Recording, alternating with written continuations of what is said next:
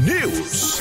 Naibigay na sa mga miyembro ng Tricycle Owners and Drivers Association o TODA ang mga plaka na hindi pa naibigay ng Land Transportation Office Region 1 simula 2015. Pinangunahan ng mga extension offices ng tanggapan sa Negrian, La Union at Bayambang, Pangasinan ang pamamahagi na layong mapunan ang naitalang agwat sa loob ng 10 taon. Planong isagawa sa buong rehiyon ang plate distribution upang matiyak na may kaukulang plaka ang mga pampublikong sasakyan na bumabiyahe sa buong rehiyon. Noong 2023, nagbigay katiyakan ng tanggapan na hindi na muling magkakaroon ng backlogs sa distribusyon ng plaka sa buong rehiyon. Hinihikayat ng tanggapan na makikipag-ugnayan sa mga lokal na pamahalaan ang mga motorista para mapabilis ang release ng plaka.